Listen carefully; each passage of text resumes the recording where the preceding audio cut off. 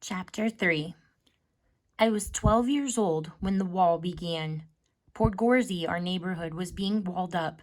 From Zodi Square to the Podgorze Market and down along Lazady Place, the Nazis were walling us in. I went out to see it. It was nearly 3 meters tall and made of brick. At the top, it had rounded caps like the tops of tombstones. The wall stretched from one building corner to another, right across the street, cutting us off from the rest of Krakow. In the buildings that were part of the wall, they bricked up the windows and doors so no one could escape. There were only 3 ways in: a gate at Zodi Square, another at the market, and another on Lwowska Street. I ran from gate to gate, taking it all in. Podgorze was now the Jewish ghetto.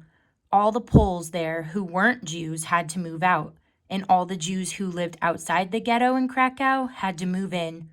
I watched them moving in, wave after wave of them, huge groups of Jews climbing out of trucks and going down Lwowska Street. There were men and women and children, families, teenagers, grandparents. They all wore Star of David armbands like us. Some of them wore the uniforms of the jobs they'd had to. Policemen, postmen, nurses, trolley conductors. There were no jobs for Jews anymore. No jobs besides cleaning the toilets of German soldiers. My father and uncle had lost their shops, had their inventories seized by the Nazis, just as Uncle Moshi said they would. The new Jews carried their luggage with them, everything they owned in the world, and they looked around with big worried eyes at the buildings and streets of their new home. They were probably hoping that things would be better here than wherever it was they came from, but everything that had happened over the last year had taught us that things always got worse. There were a few empty flats left by the departing Poles, but not nearly enough for all the new people. My parents came out onto the street and invited a family to come and live with us. The Laskys, a family of 3 with a 7-year-old boy named Aaron. We gave them my bedroom, and I slept in the sitting room. Other families did the same. Then, as the days went by and more Jews poured into the ghetto, not just from Krakow now, but from the villages and towns outside the city, we took in a second family, the Rosenblums, and a third, the Brotmans. The Germans even made it a rule: every flat must hold at least 4 families. I no longer had my own bedroom, nor did my parents. The children had one room, and the adults were divided between my parents' bedroom and the sitting room.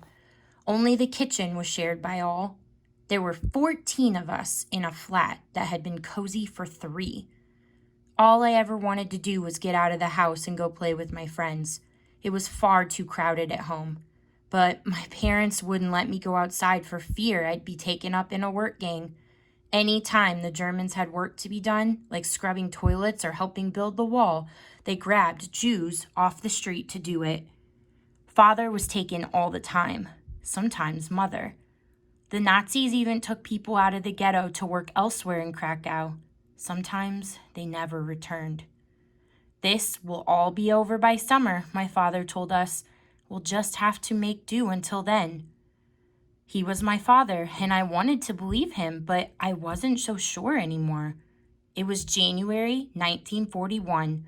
The Germans ruled Krakow. I was 12 years old, and for the first time in my life, I had begun to doubt my father.